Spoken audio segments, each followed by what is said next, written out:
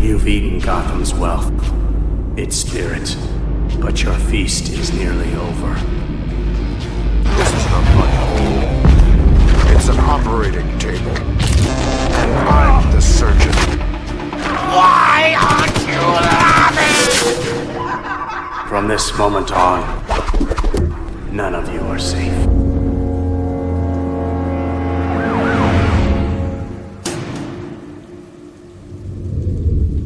Welcome to the Batman Book Club, a podcast exploring the Dark Knight Library. I'm your host, Ryan Lauer. The Batman Book Club is a proud member of the Batman Podcast Network, hosted by Batman on Film. Just go to batmanonfilm.com, click on podcasts, and you'll find the Batman Podcast Network that has a whole list of other Bat-related shows that also like to dive into other nerdy subjects that all of us, even Boudin Pockets, Peter Vera, love to frolic about in our free time. Batman Book Club is also on Patreon if you like what's going on with the show and you want to help support the show and keep those generators running in the Wayne Manor study. Just go to patreon.com/thebatmanbc. Now today, we're celebrating 35 years of the, let's say, worldwide phenomenon before worldwide phenomenons existed. The cultural impact of the decade in the 80s. The movie of the decades. The novelization of 1989's Batman. Joining me, because I can't do this kind of stuff alone. If I did, it would be very boring. I brought in, I think I have to have him sign a contract. He is a Batman Book Club's exclusive adaptation king. It's Ryan Haas. Hello, Mr. Haas. Thanks for coming back on the show. It's me, Sugar Bumps. I was thinking, I'm like, hold on. So the first adaptation I ever did was very early on in the show, and that was the Batman Forever novelization with our mutual pal Rob Myers. Yeah, and that was a good one. And then since, I think, adaptations, it's been the 89 comic adaptation, which was you and Justin Kowalski. Then the Batman Returns comic adaptation, which was you and Justin Kowalski. And then was Batman Mask of the Phantasm, the novelization, and some comments. Oh, what I do? No. What I missed before that? We did The Dark Knight before that, did we not? The Dark Knight novelization. That's right. Okay, thank you. And that was just you. So yeah, you're the adaptation guy. Kowalski doesn't want to read novels apparently, and you'll do the work. So I'll do the you're work on everything, but just you and I on I've got my novel shelf. I went, thanks to COVID. I went on an eBay kick in 2020 and got a lot of stuff, and I did some back ordering in which I got this book. I got Batman Returns. I got Batman Forever. Just last year, I got Batman and Robin. Last year, I also got Batman Begins and The Dark Knight. So I need Dark Knight Rises and then Batman versus the Fearsome Foursome, which is the adaptation of the 66 movie. And then I'll be right there with you. I've got that on the shelf ready to go. And Batman and Robin also has two additional young adult novels focused on one on Robin and one on Batgirl that I have not really read. That would be fun to cover as well in the future. Written by the great Alan Grant. That's right. Yeah. Yep. You got it. R.I.P. So yeah, good stuff. So you and I are diving into some of these. We've got a couple more to go. I think Batman Begins turns 20 next year, Hoss. So prep yourself now. Oh my goodness. No, I said this on our show for The Dark Knight and so we've done The Dark Knight. Now we need to go back and do Begins and then go forward and do Rises eventually. Rises, yeah. So this is actually, and this is my history with novelizations is funny. The junior, I guess you'd say the junior novelization of Toy Story and Batman Forever. If you'll remember, both of them came out in 1995. I got both of those that year because of the 8 pages of pictures right in the middle of them. I didn't read one of the best parts. It was because I couldn't see the movie until it came out on VHS later that year. So it was like I just got the books so that I could look at the pictures right in the middle. And so I had both of those for years and never read them, only looked at the pictures. Spider-Man 2. And I was actually thinking about this last night. I watched Spider-Man 2 last night, and I was like laughing at certain parts. Let's see, because it's the 2.5, Spider-Man 2.5. That was the version that I watched, which has obviously extra scenes inserted and everything. And Right. it just made me think of I bought the Spider-Man 2 novelization and read it before I even saw the movie because the trailer had the part of Harry pulling out, being like, "Let's see who you really are," and he's about to pull off the mask of Spider-Man, and I couldn't take it. I'm like, I can't wait until I see it in the theater. I Oh need to yeah. know, does he really find out? And that That was is like a my lost art of yeah, being able to read or access the novelization of a film and read it before the film comes out, or have the temptation of, yeah. I want to see what happens, but should I watch the movie first or do I want to read Yeah, and I mean, I was in first? high school, so I did not have control. I was a teenager, so I spent, my hard-earned money, um, on that novelization and read it. And then I remember watching the movie and loving the movie, but I was, wait, where's that? Wait, where's that? Wait, where's Mm. that? And the big Mm-hmm. one being when J. Jonah Jameson puts on the Spider-Man costume and hops around his Mm-hmm. office, and that was in the book, and it wasn't in the Which movie. is in the it's in the Yeah. 2.5 version, right? So to And me, they with cut it novel, out because he looked too good in the suit, right? Is that one of of the course. reasons I heard? I don't Yeah. I don't know He's like, why he doesn't look funny. It's like he looks good in that, he looks too, because yeah, as we he's all know, Joey keeps Jonah, it tight. he's pretty ripped.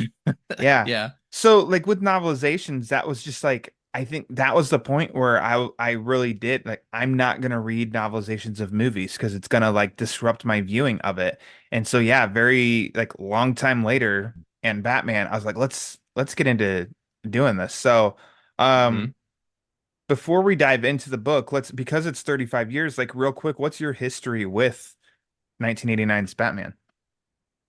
Oh, with 1989's With the Batman in movie. general. Yeah, just in Yeah, I general. mean, yeah, I'm sure we've recounted this many times on our various shows and things we frolic about and Of hop course. along to. But yeah, Batman 89 has always been part of my life and is always is a rooted foundation authoritative definitive original that's part of my Batman fandom.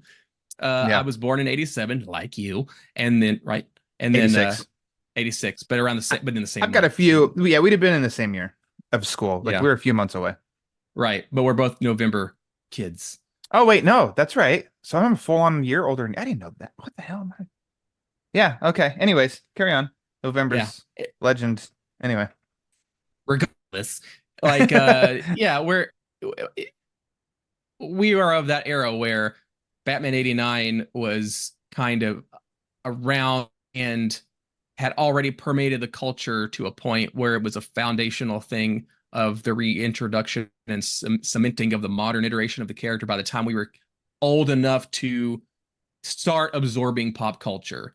Yeah. And because of that, and Batman 66 and Batman the Animated Series all kind of coalescing at the same time for me, that was kind of my major Batman foundation. And in addition to the comic books of that time, which I was too young to read, but definitely had enough presence to know about things like Nightfall, which was happening around that same time I was as a formative child.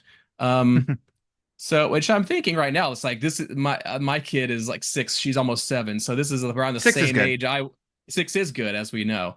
So that's a good age for a kid to start really, uh, I don't know, like just being influenced enough by the pop culture that will probably define the rest of her life in That's terms of tastes and things and what she gets yeah. nostalgic and member berries for later on in life. So it is an interesting thing. So I've always been into Batman 89. My grandma had the VHS tape before we did at home, and she lived an hour and a half away and in Virginia, and we would travel there from Tennessee. And she had the old VHS player, one of the early ones that actually had to rise up, like the Batcave pedestals in the Dark Knight Rises. Like the little VHS tape had to like raise up, and Oh you had to yeah. insert the tape and wait for it Yeah. to go And down then back back down down.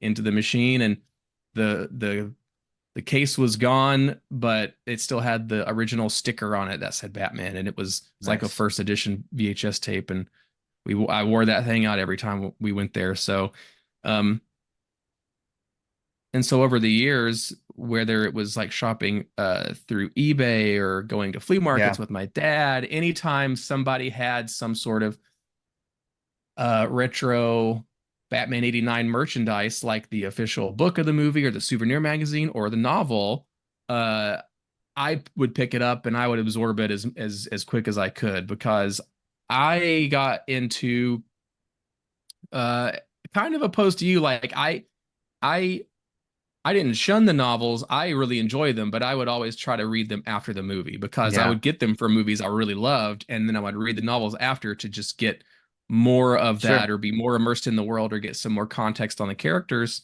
Um, and as a kid in the 90s, when we didn't have iPhones and iPads and all those things, like those the reason that, and that's one reason that movie novelizations aren't really a thing anymore. I mean, this is a reason in the 90s why they existed, is so you could kind of take the movie with you Yeah. and experience it. No, I mean, and the reason that they and to go to that nugget earlier, like the novel for Batman 89 actually came out 4 weeks early, because of a scheduling mishap, because of the way that they just figured, oh yeah, it'll come out the same month as the movie, but the way books are printed means that some shops could get them weeks in advance.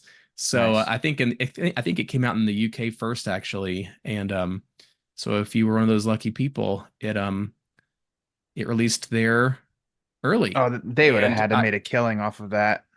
yeah, it was on the New York Times bestseller list. Yeah. Yeah, so this particular novelization was extremely popular back in the day.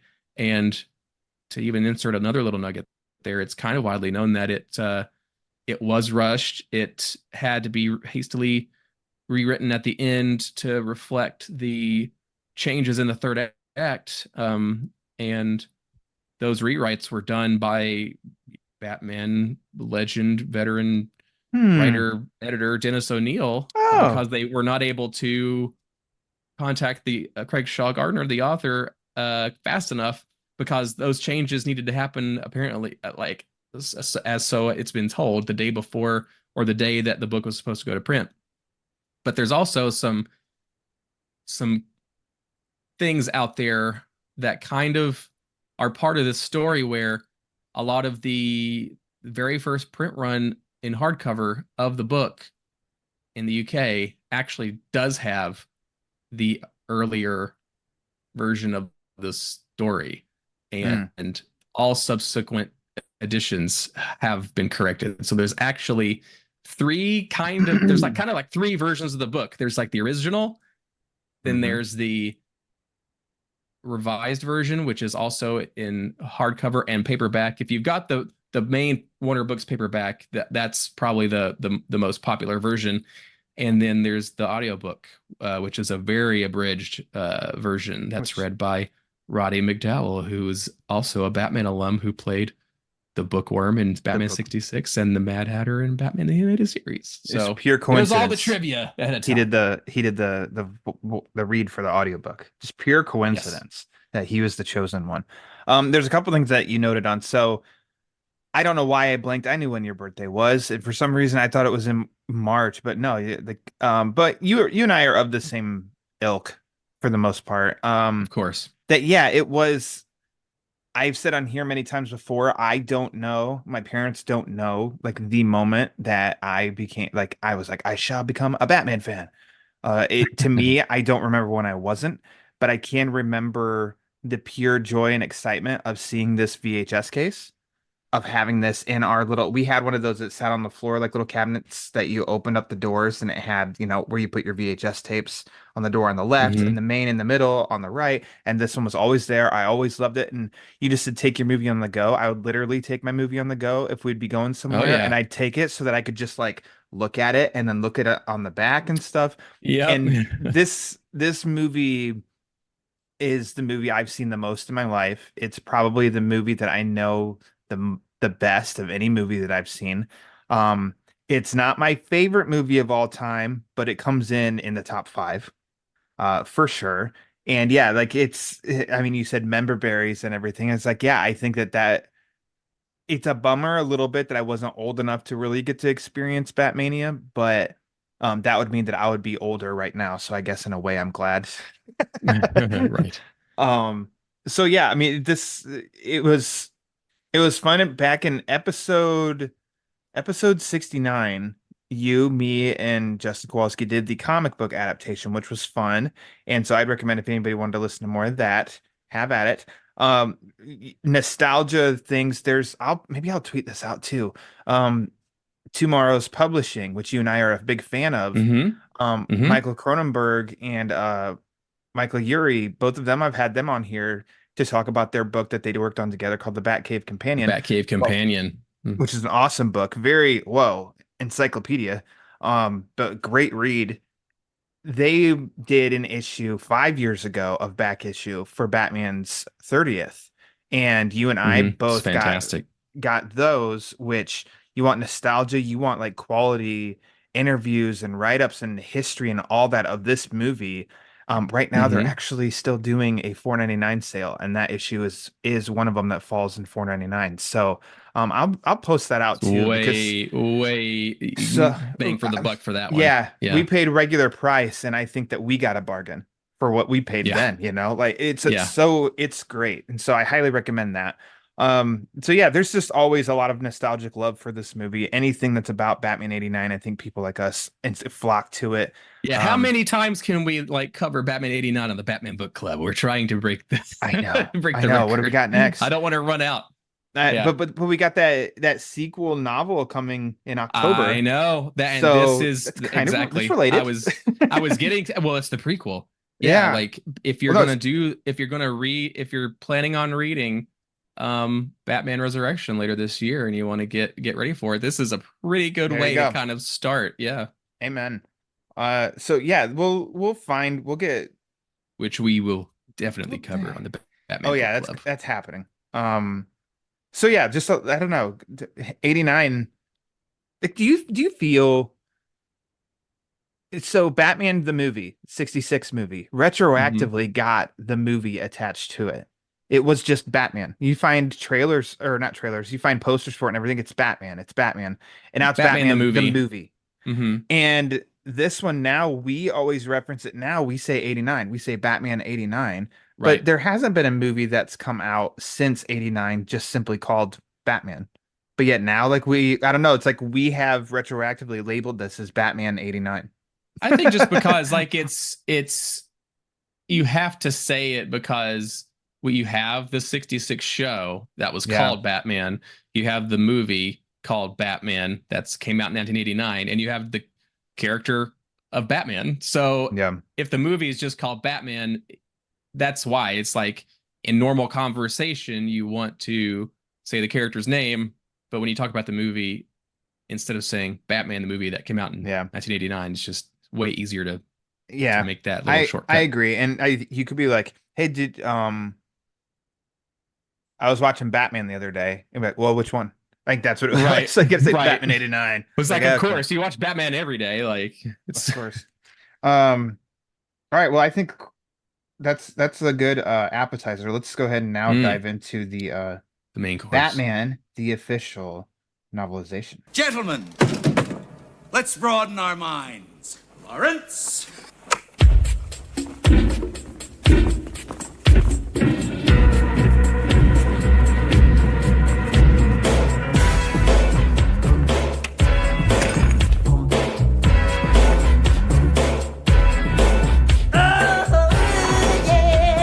Now, this, as we kind of have already given up all the facts of, was released in 1989 in hardcover, which I do not have, but Ryan Haas has.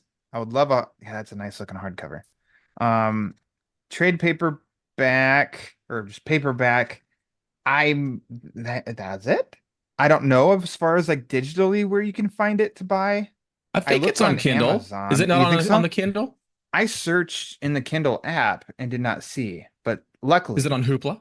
I'm on a computer. No, I'm on a computer to where I can type in and speak slowly like William Shatner as I wait for the results. Now, the audiobook. Now, while you're looking for that, I can say, because when we usually talk about which version of the book that we read. So like I did finally dig into of course, the Batman Book Club is always a good excuse for me to read or reread different versions of things. I had never read my hardcover version, so there I did you that go this time.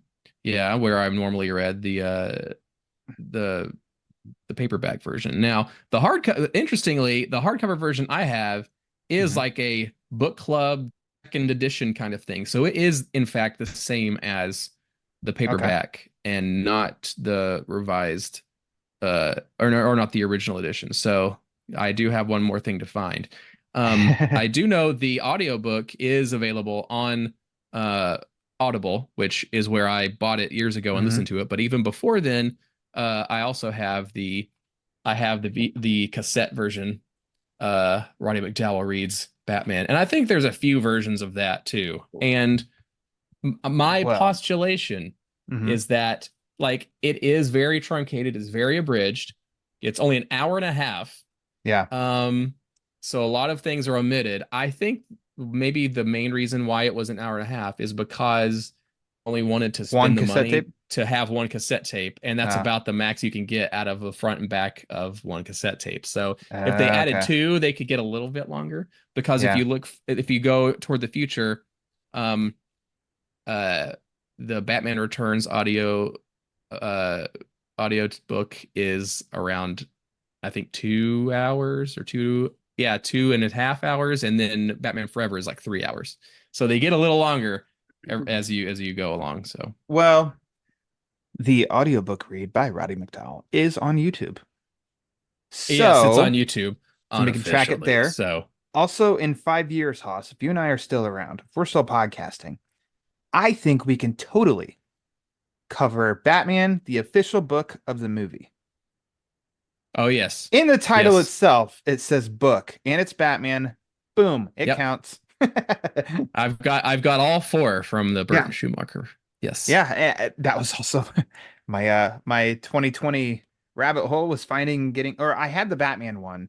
Like I found it in a comic Right. shop in Chicago for 10 Right. bucks. And that's the easier one to find, and then they get harder to find as you go along for Yeah. the other movies, right?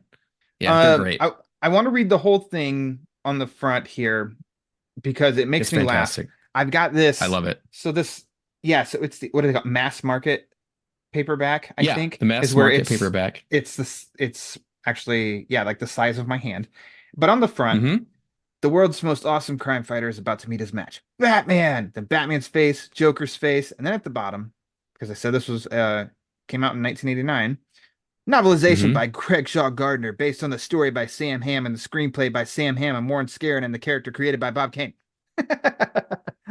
Like, I love that they made sure to put all of that. We got to squeeze all that on there so Yeah. everybody knows Like you gotta everything. know like what it is, when you're looking, he's like, what is this? Yeah. So, but I get novelization by Craig Shaw Gardner. So there you go. Mm-hmm. Um, oh, Haas already shared, and I think I did too. What versions? I mean, we got to do our usual Batman Book Club questions of Oh what version yes. did you read? You read your Oh hardcover. yes. I read the paperback. Do you Mm-hmm. remember when you first read this? I I want to say this is one of the books that I found in either a used bookstore Mm. or a flea market when I was a kid looking at flea market finds with my dad, and some of the other books are the ones I had to just track down on eBay. And I most certainly got the audiobook and the hardcover specifically off of Mhm. eBay because there are hardcover versions of all four Burton Schumacher films, but those are actually Oh, harder to come across because I think they were mostly UK things or something, gotcha. or for different publishers. But this is one that I've kind of, when my Batman book novel collection started, this was definitely among one of the first ones I had, and I read it then, in the summers when I was a kid, and I haven't really read it again until, and then I've listened to the audiobook before, but then the past week or so, I've dove back in and really Mhm. immersed myself back into the world of this novel specifically. This was the first time that I've read Batman the novelization. Mm-hmm. Uh, I think like I don't know, like this doing it on the Batman Book Club is a great motivator to read things that I know I want to read, and then you just lose Right. track of time. You have things that pop up because Pete and I, we're reading batches of Batman comics every month, so it becomes like, oh wait, I could read this thing for pleasure. It's like, oh, but Pete and I are recording this week. I got to go back, Yep. going in my free time. I got to read these and blah blah blah, whatever. So, it slipped. I had to get them in 2020, like all these novelizations, but then sat on it, and so it was a really good. I think I even texted you that got this going, which just answers the next question of like, why Right. Batman the novelization? It's like, well, because it's 35. I haven't Right. like this show wasn't around for its 30th. I mean, I hope it's around for its 40th, but who knows? And I was like, well, Haas is the adaptation king. Now's Yep. the I brought them time. all. And so it's like, well, are Ship them you all. open? Yeah. Are you open to it? I think I want to, but I also like, I don't know. Do we want to try and squeeze that in? And then you're like, yeah, you were like, I'm game if you are. And then like I told you too of two sittings and I was like 80 pages through it or something like that. I was like, well, this is Yeah, kind of a that's breeze of a actually a read. really it's a quick read. It's there are differences and changes and expansions and deletions, from the film, but it's a very quick read. Even if you see it's even like the hardcover is even less intimidating. It is a Yeah. thin Yep. book. But it's a breezy read, especially compared to like Batman Forever, which warrants your time and attention to kind of absorb it longer because it is kind of a Yeah. more involved Well, reworking of the structure of the film. and it's not just like just take the book and read it at your leisure. It's also have something to make sure you jot down notes. And Batman Forever, I Right. remember, took a long time because obviously, if somebody's read it, it's very different than the movie, and so it Right. is like it feels almost like a. I'm not gonna over exaggerate, but it feels like a news story because there was so much here, at least. And as I took down notes, most of what we see in the movie is here with alterations. And you and I Hmm. discussed too of like, well, it's not going to be a very interesting conversation for us to have or people to listen to if all we do is say like, so this is what was said here, and this is what was in the movie. This is what was in the movie. Hmm. This is what was in the book. But there are some things that we can, I think you and I can shoot back and forth on like, this works better. Maybe this doesn't work as good. I'm glad this showed up in the movie, yada, yada, stuff like Yeah. that. So, I mean, spoiler alert, but we'll go through like beginning now. And I think like the first thing that jumped out to me was the image that we've seen now. Is it Carl Newman? That's Ballet Bat 1989, I think Hmm. on Twitter Hmm. slash X. Hmm. Um, who's gotten a lot of attention in the past couple of years and stuff, and rightfully so, sharing his experiences and stuff on the movie. But we've seen this image of Batman next, like crouched down next to a gargoyle, and um, I like that the novelization is bookended by that, which is really cool. Hmm. And the description that Gardner, puts in here, and I wasn't able to read the actual script before. I kind of wanted to do like a read the script, listen to the audiobook, read the novelization, but that was just a lot to try and squeeze in. But here, Gardner, he gives the description of Gotham City and about like gargoyles. One of the gargoyles moves, and you know what that is. And now we've seen that image that was altered from the movie itself, and now we know what's in the Right. movie.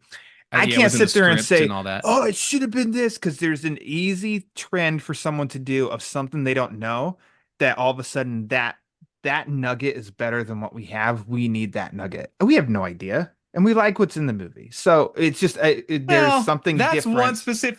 that's one specific thing where I would want to see it. I I want like to the way see it it's for written. sure. I mean, that one specific shot has always been my least favorite shot of Batman 89, where it's the weird, like, animated turn Yeah, thing that you see. And that's like your first viewing of Batman. It's so strange. And if we know there's this, and there's at least one image of it, like, we know that there's this really cool, like, shot of Batman as a yeah. gargoyle. That Let me would be really rephrase. cool to see. I'm not going to say like it's so much better and it's there. We've seen the still. I would like to see how it was, and then I would be curious on like, oh, why the change? Because I mean, Right. that probably cost more to shoot that than create the little 5 second thing that's in the movie. There was But I I mean, don't so know. yeah, there was clearly a reason why that was made, and I I wonder if it was purely artistic or not, right?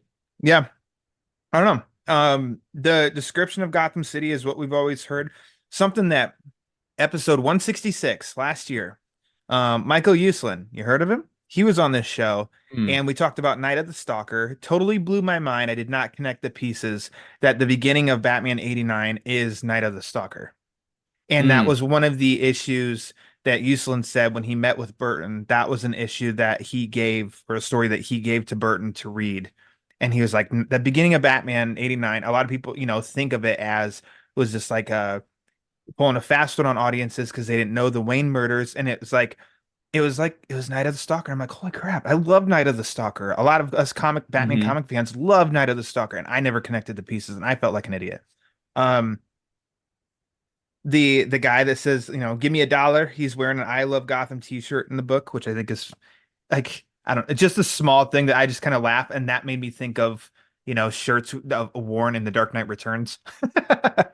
Yeah, That I felt a yeah, relation and there. it's yeah, well, and always so it feels like an analog to the Hmm. I Heart New York, Yeah. for Yep.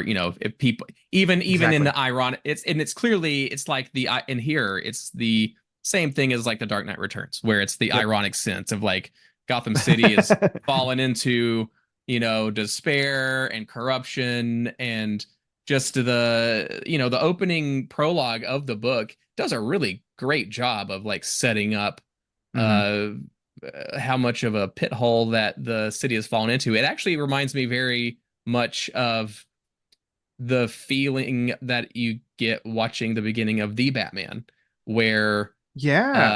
the city, it tries to establish the city, Gotham City itself as a character Hmm. before you get into, well, why does it need a Batman, or like this is the environment that has created the need and existence of a masked vigilante, and Yeah. there are quite a few little similarities between Batman 89 and The Batman that I see here. And it's a lot Good of call. times we the production design event first is very legendary. I believe that didn't it specifically get an Oscar? It actually was the Yeah. thing that won the film an Academy Award. Hmm. Um, and of course, you lose all that when you're reading it. But Craig Shaw Gardner actually did get to visit the set for, I think, at least a day, before Good. he, while he was planning to write the novel. So he was able to take some of that experience and translate it into the novel, and it really does show. So yeah, it's a Yep. really cool intro. Yeah. And speaking of intro, it's no news to us. We talked about this in the comic adaptation. Um, we know that the more that we've read and heard, and we definitely heard this about Returns with Keaton, but I think as I noticed through this book, Keaton was less is more approach. And I don't, Hmm and I'm not trying to do, let's see, not revisionist history, but I think that totally, I think of if Batman and Bruce talked, if Batman specifically talked as much in the movie as he did in this book, it would feel like, huh, I like that he did go less is more. And the whole I'm Right. Batman part is hmm like the first case of that, where he says a lot Right. less. I think Rat Breath feels um It's a little too hard boiled, but yeah, that's it's part almost that's in the script, right? yeah, it's in I the think. script and everything, and it's sign of the times. But now, if I heard somebody now like rat breath, I'm like, and I love just the what we get in the movie. That is a case of like less is more, and therefore it is more powerful. I think Hmm it's a hell of a Batman entrance for the movie. So I'm glad that that's a case of where on the set revisions, let's try it this way and totally nailed it. hmm Nailed it. Um, I'm jumping through. Feel free to interject on anything you want to highlight as we Sure. continue to go through. I I think Gardner had fun writing this book, and Yeah, it's you not can tell. in things like he really leans into how fat Eckhart apparently is, like Well, so fat like boy, fat boy. yeah, so the really quickly, I think one of the as you get into that, one of the things that I really like about this book that I, since I've when I read it as a kid, I was just kind of course, you're just reading it fast or just reading it on your pace, and you just kind of remember the things about, oh, this is like the movie, this is like the movie. But on a deeper level, reading the book this time, the thing that I really like about the way that Gardner wrote the book is that whenever he switches to characters, Yeah. the narrator kind of begins to take on the same inner dialogue, inner monologue, inner feelings of the characters. And that's it. So you get to kind of get like a inner window to the characters. So like whenever it's not so whenever Eckhart comes into the story and it's like, oh, that fat boy, blah blah blah blah. It's more like this is representative of what Jack Napier is thinking while this is going on than the narrator. And to the Bruce Wayne point, especially, kind of more that the book diverges from the events of the film later on. You lose some of Yeah. this, but early on, at least, that technique is actually really nice for how Bruce Wayne and Batman are treated in the story itself. You do get a sense of the aloofness and kind of distant portrayal of Michael Keaton in the way that this is written.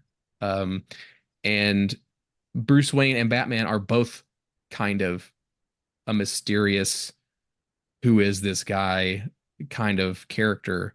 And you get that sense from the people surrounding him, like Vicky Vale, as you read the story. So I think that approach served the book really well because it's a nice kind of companion to how the characters and the story is set up in the film. Yeah. I do love how I was going to point out something with elementary humor, and you went to a good, thoughtful observation. That's why we have that's the right. two people on the podcast. Because I was just gonna comment like this was like one of the first ones where, like, Gordon could already tell the rubber roast beef was going to give him gas. It's like, Yeah, and okay. that's like what it's like. That's what's in Gordon's Okay. head, right? While he talks. All right. Yeah. Yep. Cool. I guess. Yeah. And I love and I like the part where it continues there where he's like, I have to keep going to these things. Bruce Wayne got out of this, wish I could be him. Yeah. But I mean, later on he says always a lot, and Bob, and then it's like dash, good old Bob, dash, and then continues on. He does that a lot when it comes to Bob throughout the movie, and then yeah, like here, then the Eckhart part really was like fat boy, the fat boy, the fat boy, and everything. So I just thought he has fun writing this, and then I definitely a part that I really the structure of the novelization does it can really, and this is where I'm glad that I learned from Spider-Man 2 of watch the movie first, because novelizations do help, I think, connect to where sometimes the movie can almost seem like an edited mess in trying to structure up time, and whereas the book, I think, can really take you through, this is the next day, this is that night, this is the following night. Right. And the movie, you're not thinking You of have when to things fill are in those happening. blanks Yeah. through multiple viewings even. Yeah. Spider-Man 2 is a great example of that for sure. Yeah. And so like that's a little bit here as well, and in giving context around things, but it's like because I was just reading it actually, the original Halloween novelization came out a year after Halloween, and the author just read it. It was called Halloween Illustrated. Sorry, tangent. But he said it just came out earlier this year, like a novelization, and the author wrote a new intro for this year, and he talks about like as an author what you have to do to try and make a novelization and connect pieces with the movie and stuff, and how he described it is kind of like a, man, this could really ruin your experience of watching a movie. because you do now Mm. write internal monologues for, for Gordon at this moment that we don't get from him. And like, there's more, I wouldn't say that there's more for Dent to do in the novel. You just get There's a little more more. character than You what get we got in the movie.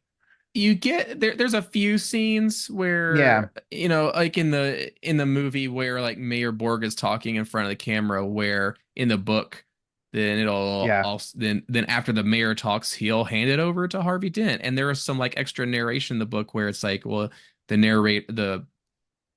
mayor knows that like he needs to hand it over to the new voice of Gotham City, Harvey Dent. And there's actually a lot of analogs there, the way it talks about Dent, analogs to how the character is kind of built up in the Dark Knight, actually, Yeah.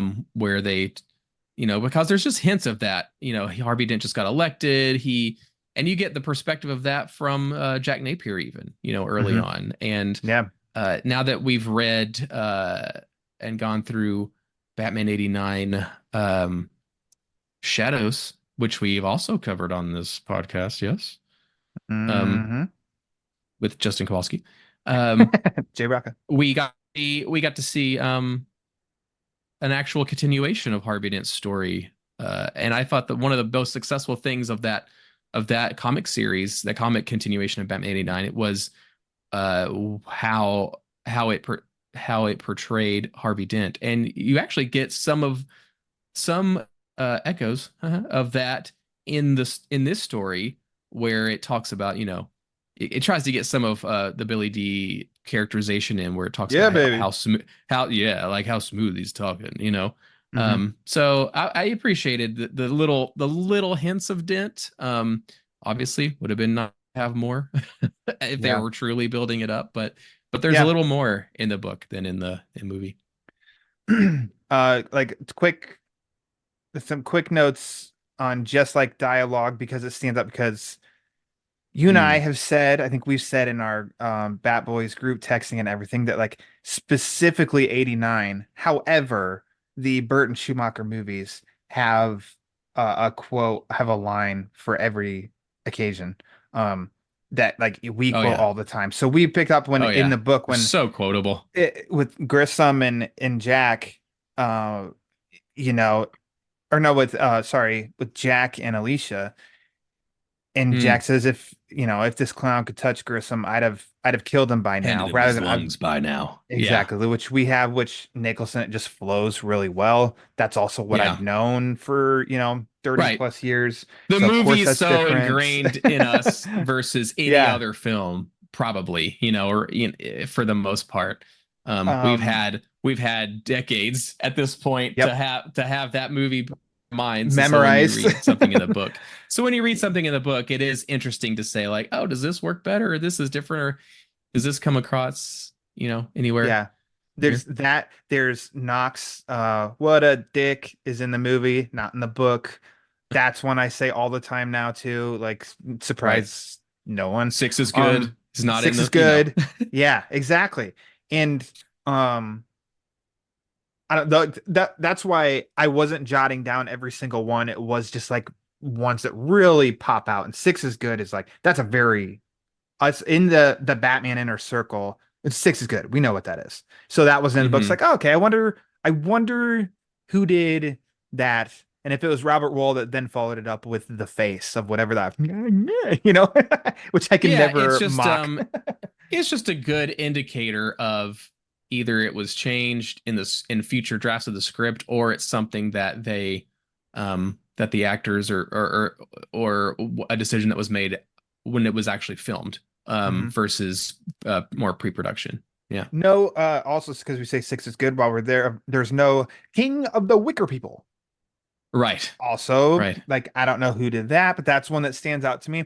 Alexander Knox, I don't know how many times I watched the movie, and at the end, when Vicky, kisses him on the cheek and says, "Take care, Allie." Mm-hmm. I like, off the top of my head, I can't think of now if she calls him Allie prior in the movie. That's Mm-hmm. all she calls him in the novelization was Mm-hmm. Allie. Mm-hmm. And I remember I Mm-hmm. had no idea what she was calling him for the longest time watching that movie, and then watching here is like, oh, okay. Like, if there had been Allie, a like setup too Alexander. of like, yeah, if there had been a setup to it, like in the movie at one point, but also it's like it's not a big deal. But it's like, oh, okay, there's a lot more in the book. Knox, he's much more um man and heat for Vicky in the book Right. than the like he gets kind of friend zoned pretty fast in the movie, I think. Here he's a little, but I think that Yeah, there's a from little more tension between the two, between not the yeah, one-sided love triangle, you know. Where he gets a little defensive when Vicky starts showing affection, starts dating Bruce, and man, that whole thing gets super shortchanged in the novel. The Vicky Bruce Knox gets shortchanged almost entirely. He almost just disappears from the story entirely, and then the relationship and romance between yeah, Vicky and Bruce kind of just, it's there, but it happens so fast, and it just kind of is taken as a for granted, you know. In fact, like the Vicky finding out about Bruce's identity doesn't really happen until the very end of the novel. There's not even she doesn't even go into the Batcave. Like she just kind of thinks to herself at the end of the whole story of like, and then Vicky realized that Bruce Wayne and Batman must be the same person. You know, it was like it was yeah, a super shortcut. yeah. Let's see. I'm trying to think of hopping to next of like the point of conversations. Um, I think Axis kind of plays out roughly the same. Again, Mm-hmm. noticeably, Mm-hmm. there's an alarm. There's some small dialogue differences, but not too crazy. The end Yeah, I read mean, to, I liked it though. I yeah, liked yeah, it though yeah. because Nothing to it complain about. really, well, it it provided that same sense of urgency from Jack Napier's part that you get in the movie. Oh, and yeah, so like I think my pay for me in my hardcover book, the thing that when I started to really read it, and I'm like, oh man, okay, the novel is gonna be, this is gonna be better than a word for word translation of the book. So for me on page 33, it's where it's probably my favorite. I don't want to ruin the later Batman book club tradition, but it's probably my favorite part of the book is that on page 33 for me is where you're in you're in the mind of Jack Napier as he's trying to make it out like of Axis Chemical, and he knows like he's been ratted out, and he knows he's basically going to be shot and killed, and he's going to be have to like disappear and be on the run basically after this if he gets out. Like it kind of goes into like, this is what I need to do to get out of this. Um, and that's when the book starts early on. Like the book really hammers in the have you ever danced with the devil by the Yeah, pale moonlight. yeah, That good is in the point. book. That is the like the book's main through line, and it's there, and it Yeah. starts this early on page 33. So like in the movie, correct me if I'm wrong, but does it, the first time you ever hear this is like when Joker confronts Vicky and Bruce in Vicky's apartment, right? Like that it's that late before you hear it, right? Man, Like he I think says so. that when before he shoots Bruce, and then Bruce, that's actually what gets Bruce to start thinking about it enough to l- go into the Batcave and look at the Yeah. thing to go I into mean, the I don't know flashback. why. I know this movie that I just, puffed my chest. It's the movie I've seen the most in my life. And I'm I sitting there like, know. wait, hold on, because before I answer, I want to make sure I'm correct. But no, I think you're right. So yeah, it's really funny of how Yeah. heavy it is in this Yeah. book as opposed Yeah. to the movie. Like in the movie, you get a really good, like I still think that of all the Joker origin stories we've seen, this is still my favorite interpretation. Like if the Joker has to have an origin that plays out on screen, because you really get the sense of kind of who Jack Napier is and his quirks and these things that kind of bubble under the surface that are allowed come out in full force after he becomes the Joker.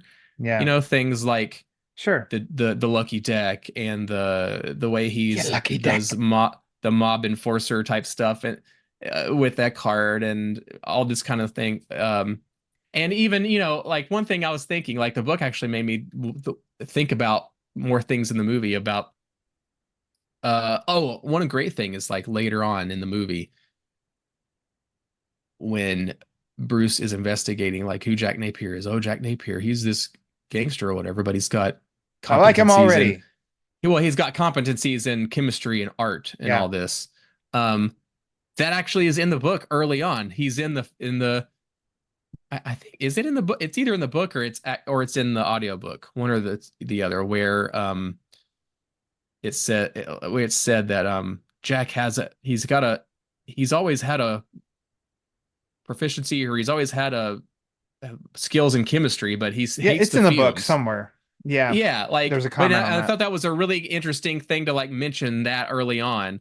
In addition to, like I love that he always liked little rhymes and sayings. That's why he had those special words he always liked to use when he killed people. You ever danced with the devil by the pale moonlight? And it gets interspersed on page 33. It gets interspersed into the story as his fate becomes more clear. And I think that's really interesting the way that that quote is put in here of like that quote is bouncing around in his head, and it's almost like the thing that happens to him before he Joker, just the same way that quote is centered around the same event with Bruce as he becomes Batman in a sense. I feel like the book with all those moments sprinkled in it and a little bit more of that backstory written by Gardner and everything, it does, what do you want to say? Exaggerates, not exaggerate. The movie has almost, he's a little bit more straight mob not henchman, but straight mob guy. This happens, but the and it's book a massive gives you flip. like his in what's going on inside of him. It's before, there. That it's there, and it's, you know, almost like the bottle of dew is being shaken up, and then by him falling in the chemicals, the cap comes off, so it's able to just like there's a more of that for the book here. Or should I have said Diet Coke? That'd have been more okay. It's a bottle of Diet Coke shaken up and everything, you know. There we go. Yeah, there we go. I think a funny note that I put on in here was, ironically enough, so while I was, you know, I was reading this, I would listen to Elfman's score, obviously. And I totally did too. It's great. It's really the leaning extended into La it. La Land version. Yes. Yeah. But First Confrontation played while I was at this part, which I thought was pretty pretty lovely. And anybody that doesn't know track names for it, which is completely fine. Not like I'm an expert. First Confrontation is the score that plays during the Axis chemical scene. So I just thought, hey, look at that. Oh my God. What a coincidence. Yeah. Yeah. The Jack in the East River plays reads basically same result, different visual in the book as opposed to the movie is the hand coming up. And for some reason I always thought for a long time in the movie that it was just somewhere else in Axis Chemicals when his hand came up, but I guess that he washed out. Yeah, really similar to the Killing Joke. Yeah. Yes. Yep. And that's what I even have in my notes, is that the book, it read to me more like the Killing Joke. And I got a visual of the Killing Joke. I do remember that image in the comic adaptation of there isn't Batman up by the Axis sign and turns around. Instead, it's the panel is zoomed out and you see the Batmobile taken off. And I'm just like piecing Killing Joke, that comic panel, and then like Jack's hand coming up out of the water in the movie, and like meshing them all into one, and like, I wonder an alternate take of this, what it would seem, because I think the movie made me think it was an Axis, because for a big piece, you know, it's the, you know, like the two big pipes into what seems like a pool. It's kind of a close up on that. It's not this expansive wide shot to make me think, oh, it washed out into a river. And I get it. I always took it to be it's hard. I always took it to be outside because you see Yeah. Batman outside on the roof, and then it cuts to him, and I always felt that like, the lighting was different, like it Yeah. was more of a moonlit, kind of thing Sure. when the hand comes out. So that's how I had always taken it. But but some of these things are hard to pick up on because we grew up seeing this, in a low resolution 4:3 VHS tape, Yeah. and we have only experienced we didn't really experience it in theaters, right? It'd Through the be full like, force of Batmania. so as Haas and I are on Zoom now talking, we're in widescreen, and it's like, well, Haas, instead, this is what we were used to. And I'm giving him a good old 4:3 frame of this is me. Whereas now, look at all this, Haas. You could We see my see the closet edges. door. Yeah. You can see my Batman TMNT poster. Yeah. So that kind of relates and takes me on. As I read through this, it was also in my mind constantly working of thinking, first of all, how insane it is to me. I'm 37, and Tim Burton was directing this movie when he was like 29. In his 20s. Yeah. Blows my freaking mind. Insane. Yeah.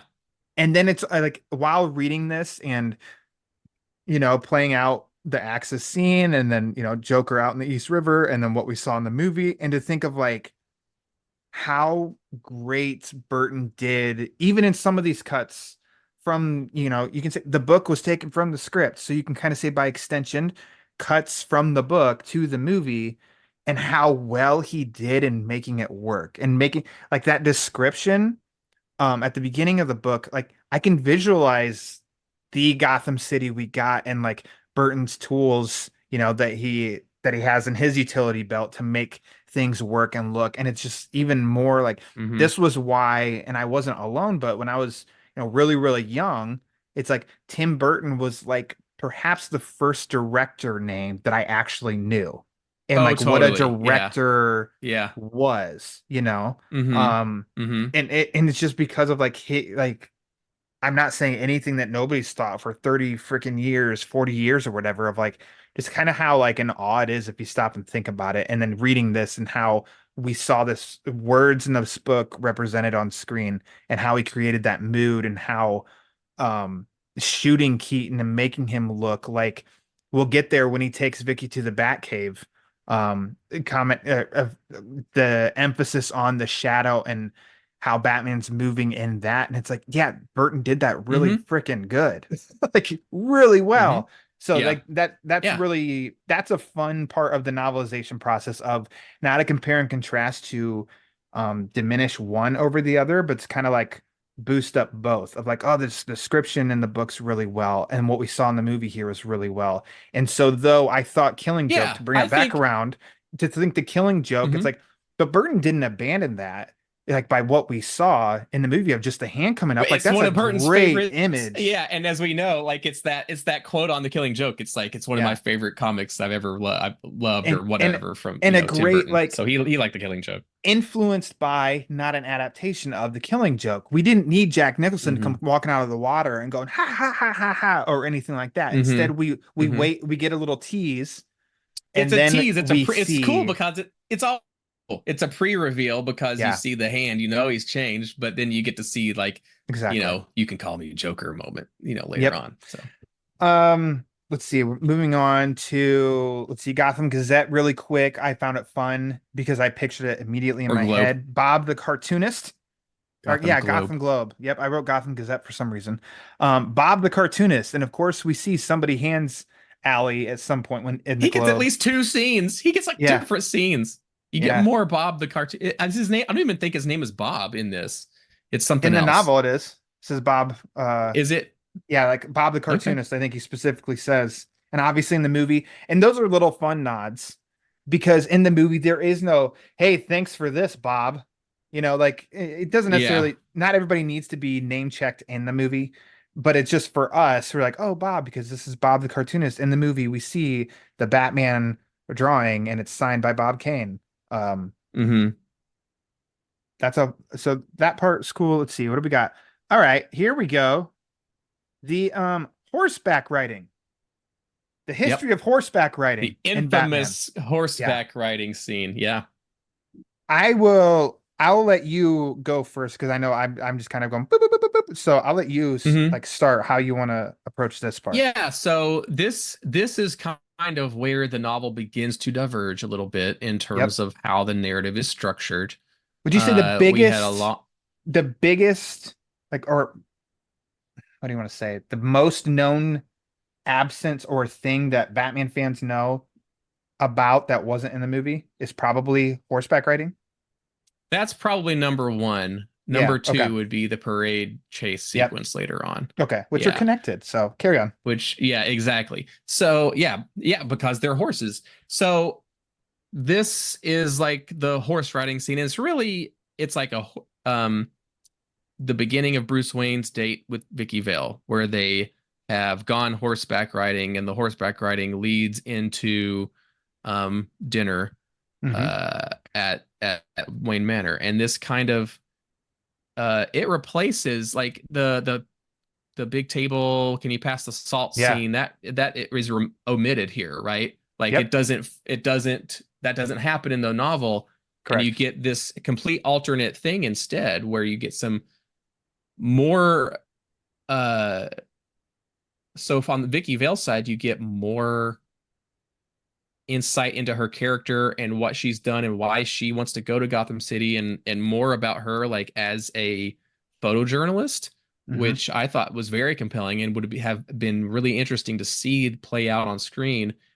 And she also has like even more innuendo and comes on Yeah. really fast to Bruce. But you also, which in the film, you also get that sense of like, oh my gosh, they like go on one date and she's like Oh, thinks she's going to be attached to him forever. But in the novel, you get more of that explanation, and it feels like the author is maybe trying to give more like reasons for that. So like in her yeah. internal monologue, it's like, oh, she always does this, or she always comes on to guys too fast, and it's happening again. But this guy's different. There's something weird about him, or something alluring about him.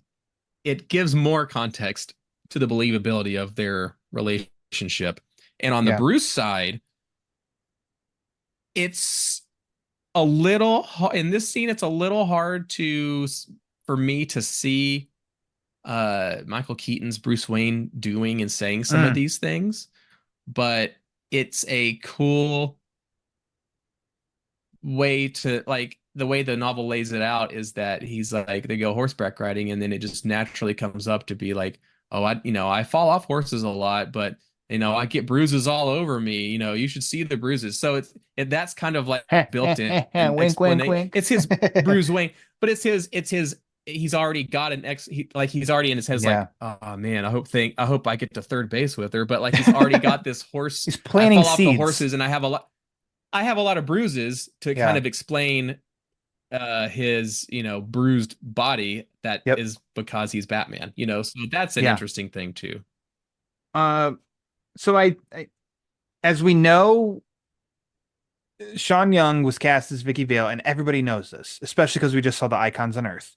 They Mhm. were uh running like she was practicing for this scene, like riding Yeah, a horse. she What she was was riding a she horse was for she this wanted scene, got injured. she was learning, Um, she was training to, yeah, to do horse yeah, riding so for she this could do a scene, good job for this scene. Yes.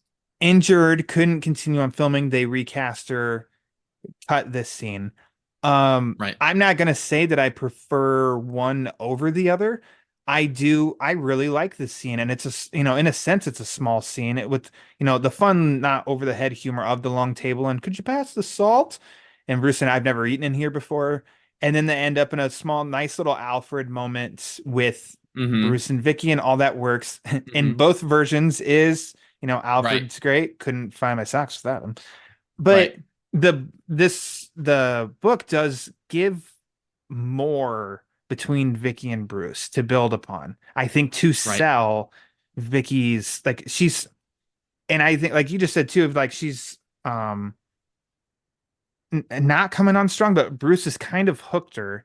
And I don't think, and he's not Playboy Bruce. I think he comes off in both versions of this is actually being pretty genuine with just a little bit of a guard, but Yeah. she's smart enough to Yep. pick up on like who he is, and she's intrigued by him. So it's like he's hooked by her, and I think that that's very believable. Mm-hmm. For people, it's an attraction. There's something there that like she's attracted to That's him. just him being, a rich Yeah, playboy, because he doesn't come exactly, across as a rich playboy. He comes as exactly. off as like a rich, kind of really similar to Robert Pattinson's Batman, is like a well-to-do, influential guy Yeah, that's like kind of in helping out the city, but super stays out of the limelight to the point where people don't even really know who he is, or yeah, have him. People haven't seen Batman, but people also haven't seen Bruce Wayne. It's like in this book, Jack Napier's like, who's that? She's dating some guy named Wayne. It's like everybody should kind of know who Bruce Wayne is, but yeah. not really in this Gotham And City. and it's a good approach too, because in thinking about this movie made in '89, the '60s series, over 20 years prior, you've only seen in reruns. And what have you seen with that? You don't know history of Batman, the character per se, and Bruce Wayne. You know that him and Robin take on fantastical villains in Gotham City, and it's loud and funny and, you know, biff bam pow that everybody knows. So here there's an approach of you're getting a mass amount of people going to see this movie that don't know the history of Bruce Wayne. So I think it's a good way of he's mysterious because it's like, well, we built this mystery around him in Gotham, but also so that audience is coming in, you don't need to know anything. We're going to tell you about this character. And Mhm. I think that they play that really well of it's not talking down to the audience or being too expository of the character. And so I think Vicky is she's the audience. She's our perspective of she's coming Right. into this world. Right. We're hooked onto Hmm. her to learn all this stuff. And Hmm. I just think that there's differences in how they did it with the movie and the book. Obviously, two different mediums, but I applaud like both of them. I like them both quite a bit. And Yeah. I think that the Yeah. novel, this scene, I don't miss horseback riding in the movie. This is a fun thing if I want to recommend, like, yeah, if you can pick it up and read the novel, like different dialogue and stuff, but like this is a scene where it's something you can analyze for a bit, as we have what we've talked about for Right. 5 minutes or something alone, just Right. this. Something different that's like that uber nerds like us would find worth our time. Um, Hmm. and it's cool to kind of think of, I heard about it, but now I actually read of like what the scene itself was. So the Right. jumps from this to we got to pick up on Jack, his entrance with Grissom, just like a positioning change. Instead, Grissom walks in and Jack's behind his desk. In the movie, I Oh love the yeah. great entrance in the movie, so I don't have a preference over one over the other. I think visually here, the Hmm. description I thought was cool. The movie obviously is awesome. Um, Yeah. Small thing is like, it was in the movie is over a woman. A woman! In the book, he A just says woman, over a and it's a girl and girl. leaves it. Yeah. And then that's it. That's it. There's no. So I think Yeah. that's a Nicholson. He can do the smallest line change and Yeah. great. Like, yep, that's it. That's better than Yeah. what's on the page. And sometimes like dialogue, it's hard to sell inflection and the way somebody is saying something Hmm. in a novel and get that related back to the reader. Hmm. Very carefully. Yeah. Like sometimes you can with the way it's written and capitalizations or italicizations or whatever, but yeah, some you do lose some how you hear the characters because you're reading it, you're kind of Yeah. coming up with that. And of us, we're not doing that because we have the voices in our heads are the film Yeah. character, the way we've heard the lines for One of the years. Yeah. voices in my head. Oh, Yeah. let's see. Like there's some small dialogue snippets. One is the big, that we know the shooting in the city, like they're outside the town hall that Bruce is at, that Vicky's been following Bruce. Hmm. Bruce at one he does say to Vicky in the movie, it's just like she grabs his arm, he looks at her, and then he walks away. In the book, he says, "I'm sorry, The Vicky." looks at Yeah, because that look that he gives her and that exchange, it's actually, and that's one of the weird things. It's like it's easier to sell that with a line of dialogue in the book than trying to explain all that. Yeah. And that's a case for Keaton. I'm glad with the omission. I think I do like the look. At least the look in the movie plays better. Um we Hmm. end up seeing Ricorso's gang that's shot, like the Joker delivers them and with big, like it wrapped in big red ribbons. I thought visually that could have been kind of cool. And that's what makes it on the TV in the news.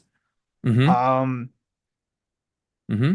the Joker in the book, it seems we're attached to Joker. Joker watches his commercial, whereas in the movie, we're witnessing it just like Bruce and all of Gotham is. A few minor changes, but like we see Joker vans in the book. Like in the book, we see the Joker vans that the stuff is loaded into, that the Smilex and everything, and then there's a Joker theme song sung. Hmm. I'm curious. I'm curious what happened to that, because that could have been one that could have been like, or could have been one that we're like, we sing to each other even 35 years later. Huh, Yeah, it could be. It could be. Yeah. Who huh. knows? Who Um, knows? the big Flugelheim, it's Hmm. led here. The movie, it's done really well. Here you get a nod that Joker called Wayne Manor and mocked Vicky's This is voice. very interesting. This is very interesting. And Where in the Alfred bought it. movie, no, no, no. Does the I thought so I in the audiobook Mhm. it says that Alicia called to mimic Vicky, Let's see. and Let's go here. Alicia called the museum to mimic Vicky, and then the Joker Oh, called the yep. museum Yeah, to you're mimic right. Bruce. First impersonating And Bruce Wayne's butler to make the date with lovely Miss Vale, then getting Alicia, after he'd sobered her up a bit, to call that self-same butler to impersonate Vicky. Yep, totally forgot that. So right. well done. And then there's something else in there about that I thought was another interesting wrinkle where he was like, uh, in the movie it plays out like he just invited Vicky and set and made it for two, and it was assumed that the other person was Bruce, Hmm. but the Joker called to as Bruce also to also lure Bruce Wayne there, Hmm. a part of that plan that is kind of omitted from the film, or Yeah. kind of a plot. I don't know if it's a plot hole necessarily, but Joker is not like, hey, where's Bruce Wayne? He's supposed to be here, you know? Yeah. Um, Flugelheim, I think I read it in the most part I think for the most part was the same. One thing that a big omission is Steve Areno was the man carrying the boombox. There's no mention of a Lawrence.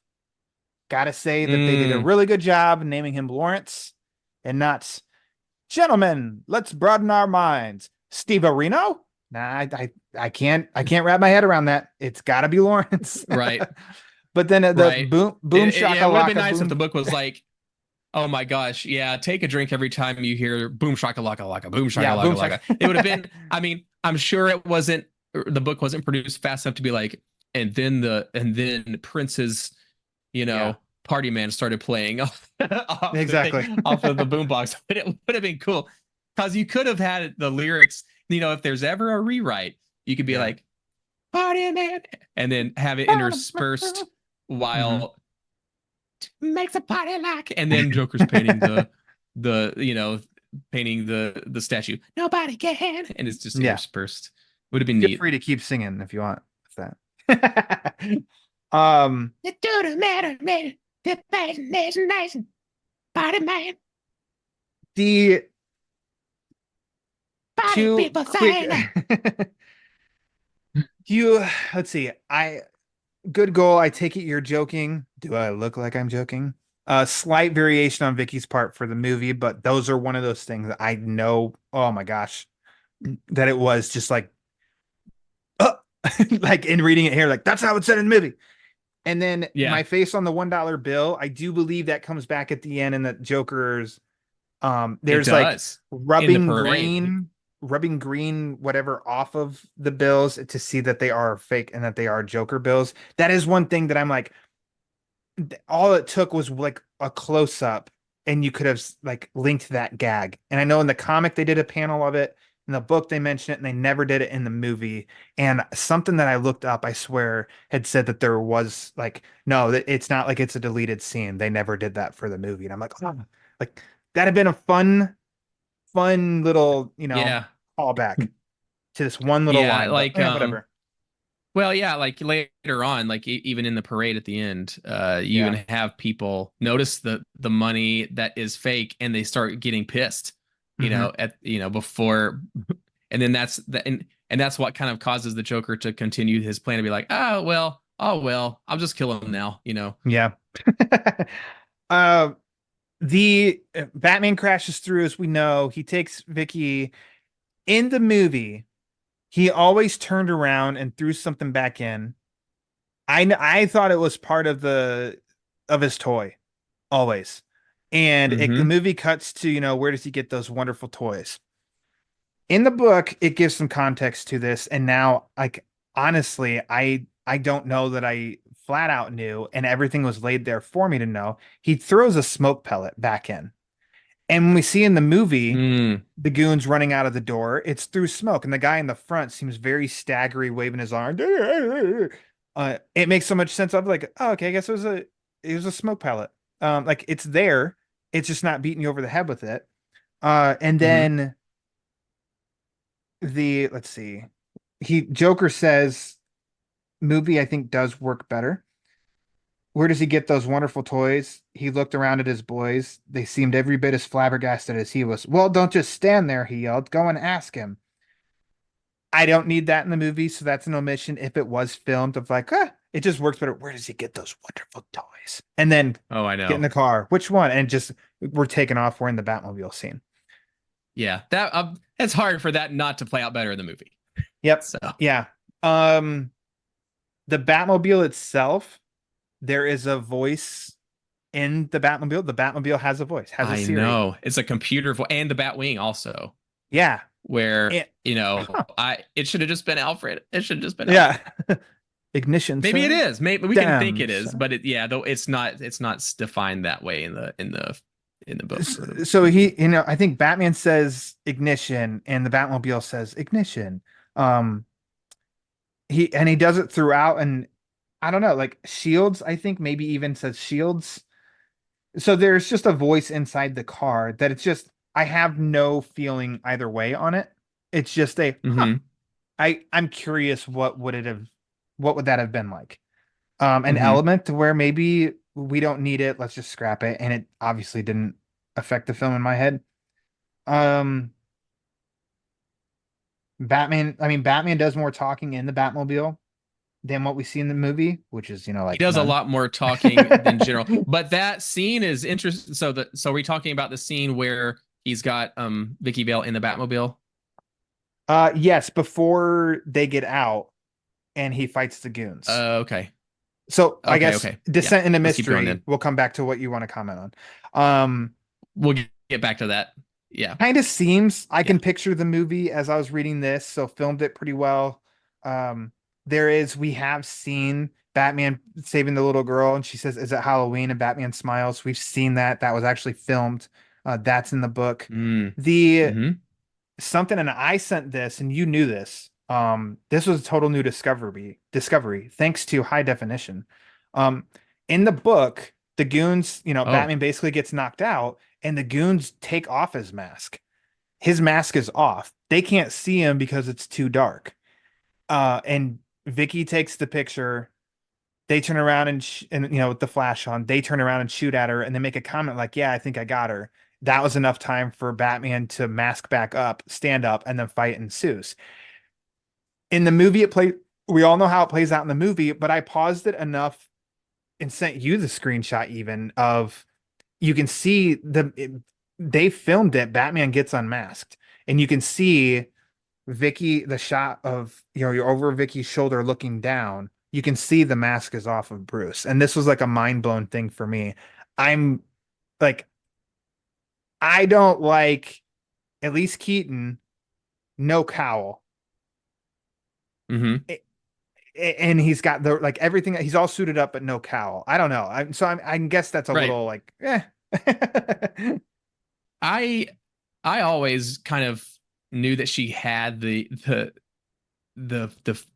picture of him without the mask. You know, that's the whole yeah. thing in the movie where it's like, oh, and then he takes the film later on. Um, but I don't know. But then towards the end of the movie, where Knox asks her, it's like, "What about your picture of Batman?" It's like, which one is he talking about? Because he took the film. I don't know if I've made that connection or forgot like what he's actually referring to Yeah. like later on. Or if like, well, that's something you need to like retrieve Thank somehow. you. I don't know, you know. Gotcha. Um, I did know really quick, and then we'll move on next. There is a part in this where it's a dead end, and so the Batmobile plant like stops and lifts, like drops something, rotates 180. That's used in oh, the that next they movie.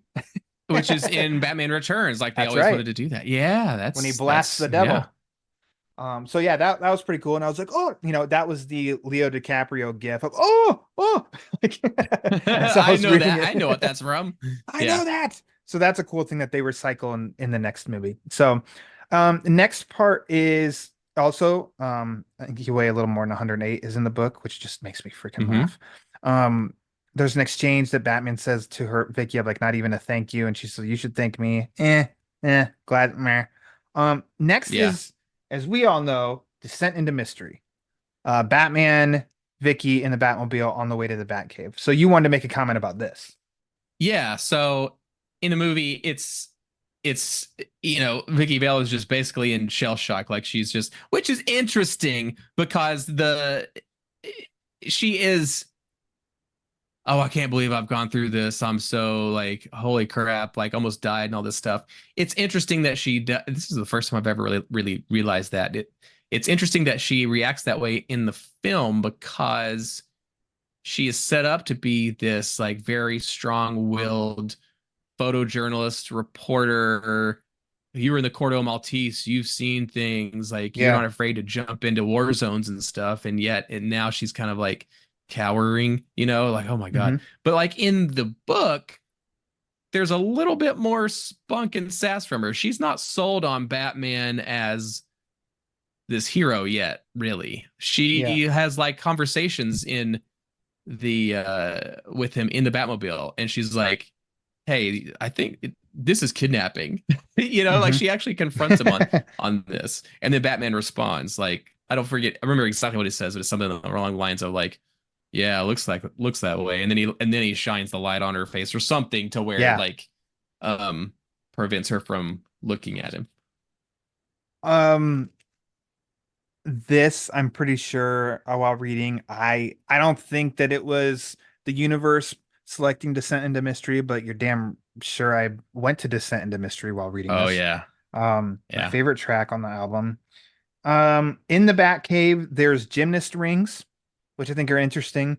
There is a cool like detective section of where that like he's got the chemicals out where he was figuring out how to, crack Joker's code, which I think is a cool nod. And then we see the Mm-hmm. bat in the cage in the cave in the movie. And here we give him a little bit of context. He's got a broken wing. And some personality, and it's like, oh, like they're actually like, is this an Alfred thing or is this a Bruce thing where like, oh, they're Yeah. trying to take care of the bats in the bat cave. And all I could think of was 2 movies later, broken wings mend in time. Um, Yeah, let's Robin will see. fly again, I promise. Connected to, and so not many differences from there. He took the film and all of that, and all the way up to Vicky's apartment. I have that noted basically next in here because I'm like, in addition to Mm, the horseback scene from earlier that was shot and then completely redone, this one is like, oh, this one's an altered scene. So there is still Vicky's apartment scene in the movie, but much yeah. different in the book than later in the movie, and how it takes place basically in her kitchen. Bruce goes over there with the same goal as we know in the movie. Package is delivered from a delivery boy, in which it's written in the tag's written in crayon, just like the urgent sign in the Flugelheim. And Vicky recognizes it right away. So Bruce takes it into the kitchen, and he's got a shoulder bag, which is pretty key Yes. in this scene. Yes. He's got his gas mask. We figure out he's got his utility belt. He puts on a mask and he opens the box. What's in it is what's in the movie of the hand holding the dead flowers. And at that moment, Joker and his goons bust into the Mm-hmm. apartment. And there's less dialogue Mm-hmm. than the movie. And I think that makes A total lot less. sense Yeah. because the movie is connecting and You want building to the whole get connection. nuts doesn't happen. Exactly. Yeah. Yeah. And here though, Joker gives the dance with the devil in the pale moonlight, which we've been hearing throughout. And now, like, I don't know, it does.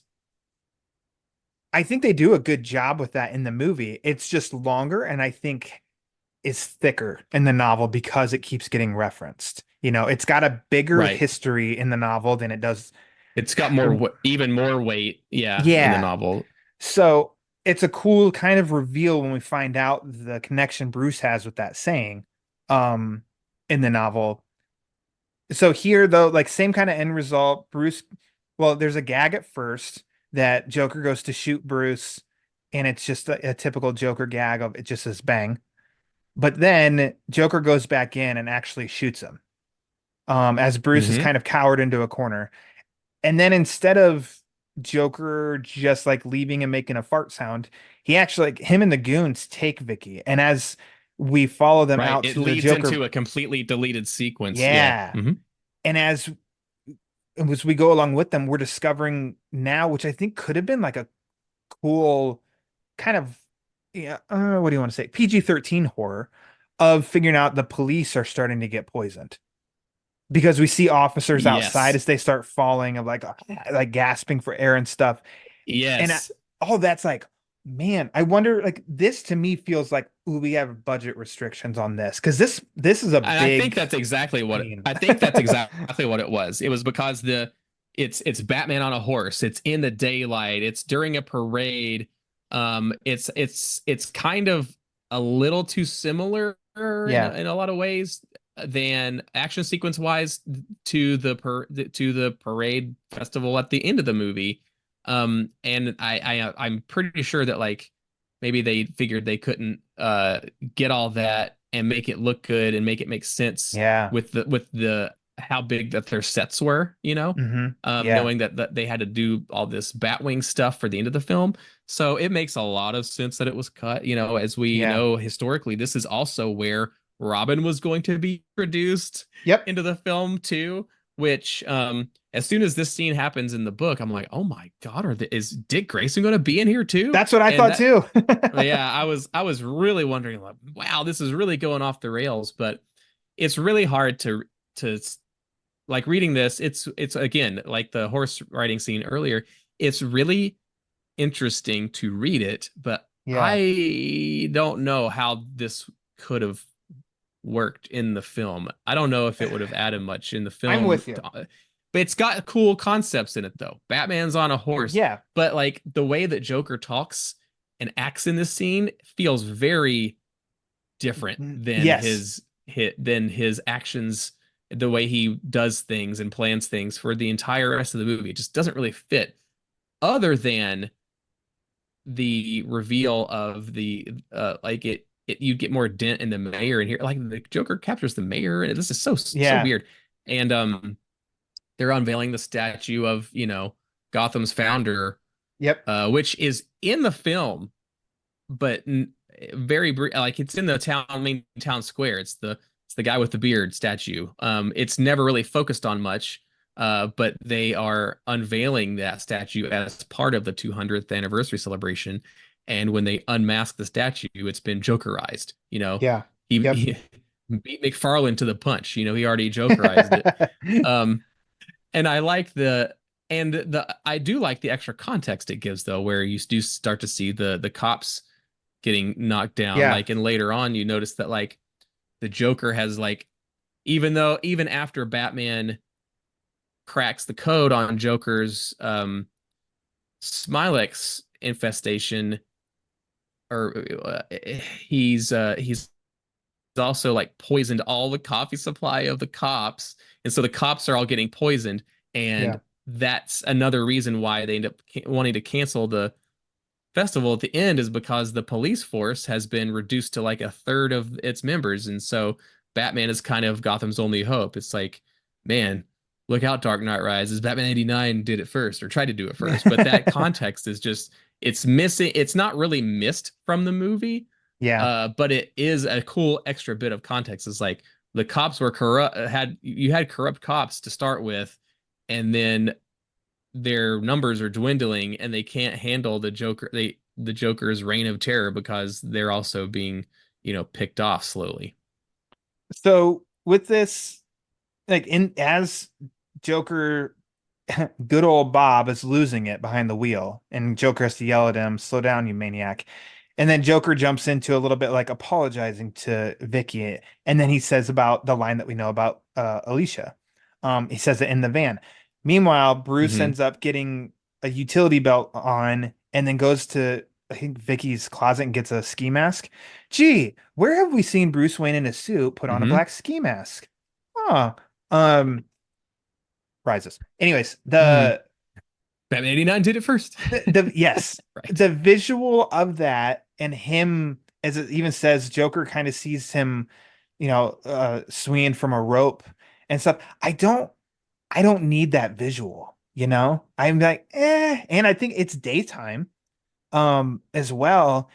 And ultimately, It's daytime. He's Batman, but he's like in half of his outfit. Yeah. yeah. And then he meets up with Alfred, which I really like that. The Alfred's in the van. Um, and that's where I Bruce do like suits up.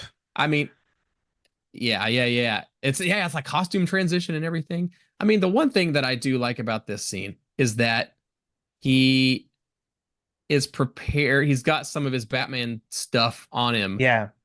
anyway. Yeah. And that is what ends up reflecting the bullet instead of him having to like grab a tray like Yeah. mid-table. I always thought it would have been even cooler if he was like kind of like Superman, like he was wearing his Batman armor underneath his clothes or whatever, and he gets shot, and that's what deflects the bullet, and you can Yeah. kind of like, I always thought that would have been cool. But like refresh my memory, does the book actually set up any of the fact that Bruce is wanting to reveal to Vicky that he's Batman? Like, is that there at all? See, I don't know if I'm projecting, but I don't think he got there with it. Okay. I mean, maybe slowly, like he even says, "Look, and he was having even more trouble talking than before. I did kind of lose it for a while, but some things just," he looked down at his hands as if you might find the answer somewhere between his fingers. "Affect me. Affect you," Mm-hmm. Vicky demanded. "You are a totally different person." And he goes, "You have to understand, I love this city." And she's like, "See, now he's back, the sweet caring guy." But like, so it's just him kind of slipping back and forth, which she goes back to their scene earlier of like, the dinner, of them talking and how she's interested in him. So it does connect to that Mm-hmm. sooner, but in reading this, I was blurring the motivation in the movie. It's because he's going there to tell her. And I don't know if that's exactly Yeah, what you'd have gotten from here without seeing the movie. So I exactly. don't know. Ending like you said of Yeah, Batman, it like, gets stomped over yeah, because it's like, oh, the Joker's here, right? yeah, Joker's here, and it's like, oh, Yeah. okay. But the statue reveal, and it's the Joker in the statue instead Yeah. of John Gotham. Yeah, it's been Jokerized. Yeah. Or is it But actual? No, it's an actual Joker statue, isn't it? yeah, he says Yeah. it's the And Joker statue. I think I've seen some behind the scenes photos of the Joker statue actually kind of Oh, was made, yeah, but not huh, like finished or something. It's pretty cool. interesting. Yeah, I need to look that up. Um, but Batman like intervenes. Vicky then as you said, he takes the mayor and puts, an Uzi to his belly, and then he basically puts the gun to his head. And Vicky's there because Joker wants her to take pictures, and she uses the flash again, just like the big fight scene with the goons. Yeah. And in that amount of time, Batman's able to basically save the mayor, and Right. Joker leaves. And so it's like, okay, another Batman and Joker gets away scene. I'm just, Hmm. with you. And It's somehow if too they'd have, quick. yeah, Yeah. I'm okay that it was omitted. It just Um, feels redundant with yeah, being right exactly. next to the Flugelheim Museum scene. Yep, It's just I'm with not you. needed. Yeah. So it was cool to experience and read like an additional scene, and then to also know, like, in reading this, of like, and how is Robin gonna be introduced here too? Like, that's a lot. I'm just Hmm. glad that it all got restructured. In the end, I'm just flat out glad it got Hmm. restructured. But it's a cool Hmm. additional thing to tell people, pick up the novel and read the novelization, because there's something in there that's like, okay, at least this is different. The let's see. I'm looking now, scanning through some notes. I've already like scanning all the way up to, like, besides minor, little dialogues. Um, Bruce is dreaming in the Batcave. Hmm. I think when he has the flashback of his parents, and we get the connection, Hmm. when Vicky ends up in the Batcave. Otherwise, it's a lot of it's kind of the same. Are we gonna try and love each other? And I thought I got in, Yeah. and you did get in.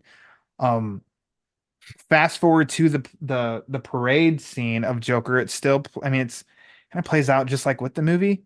But I think, if I remember correctly, that Knox and Vicky try untying the balloons. And then Joker goons are Okay. shooting at them in the car. Okay. Yeah, like two things around this that I like. This is where, like, right before this happens, like, this is another one of those things where Harvey Dent actually gets that extra moment Okay, yeah, to yeah, speak yeah, on camera. And he's the one that says, like, on the TV that, we're opposed to terrorism in any form, but toxins been found in the coffee at the police stations, and 2/3 of the police force are disabled. Um, so that is Eh. but then let's see. Let's see. But that's where doesn't, like, the Mayor Borg actually get killed in that scene too? I didn't. I don't. Oh, I don't remember that he got killed. I feel like I would have made a Or if note it's of that, like, oh but no, no, no, no, no. no, Like because he that's talks but at the that's end. right. That's where okay. So that's right where that's Dent is the one that gets cut off by the Yeah, Joker. Yeah. yeah. And Um, in the audiobook, uh the all of that's truncated with the balloons, and Batman just shows up to the parade in the Batwing, and he's the one that sees the balloons, and he's the one that notices they've got Smilex gas and yeah, uses the computer and stuff, and he just takes the balloons away, and, like, it completely skips over all of the stuff with Vicky and Knox trying to, like, uncover that part.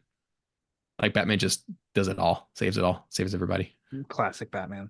I got Hmm. this wrong, I think, because I made a note of it. I'm trying to find it in the book where I wrote down that after the Batwing crash, Bruce dreams of his parents' murder, and the Joker is the shooter. Yeah, so that does happen. And is that Or it the happens. reveal, Um, the connection Yeah, and all like that? that is the first time it's explicitly shown, because you don't get the Okay, scene of him. Yeah, that you get that instead of the scene where he is dreaming at in the Batcave. Yeah, that's where okay, it's weirdly placed. And then you get kind of more of that later on when he's actually talking to the Joker. Yeah. yeah, okay. It's played out pretty well. Oh, there is a reveal. This is like, I mean, I already mentioned it. There was a reveal of Joker's on the money. Um, Hmm. Knox gets a little effed up, and Vicky tries to help him walk, but he passes out. And then I think Batwing crashes. Joker gets Vicky, and they're gonna go to the um top of the cathedral. This is done pretty well, that after It is. Batman gets out of the Batwing, and as he's Hmm. stumbling through, which I think is done like it's done well. Burton does a good job of like, yeah, we know he just walked out of a Batwing crash, so he's of course stumbling. But I think it Gardner also writes it pretty well. Hmm. Of he seems in and out of consciousness as he's walking. He's the flashes of his parents' death and stuff is popping in his head throughout, and I'm like, I think that Yeah, that that adds a is good level that of that tension was really or cool. yeah, of I guess you could say tension, but it's like picking up pace where you're almost anxiety, Well, it's like because the book, yeah, the fact that the Joker is the murderer of the Waynes is yeah, kind of a late reveal in the movie, but the way the book constructs it all the way going all the way back yeah, to like page 33 or whatever with the setting up the Have You Danced with the Devil in the Pale Moonlight stuff, it really does have this like there's this through line in the book of Bruce as Batman kind of coming to realize that his destiny as Batman is to confront this force or that this the Joker is the killer of his parents. That kind of is that needle is threaded a lot more actually in the hmm book. The way it kind of leads to it is like it's like hinted at, and this is Batman knows he has to like he can't fall in love with Vicky Vale because his destiny is Batman to this, yeah, to go confront, the killer of his parents. Yeah. It's really kind of I mean it's I don't know. I don't love it because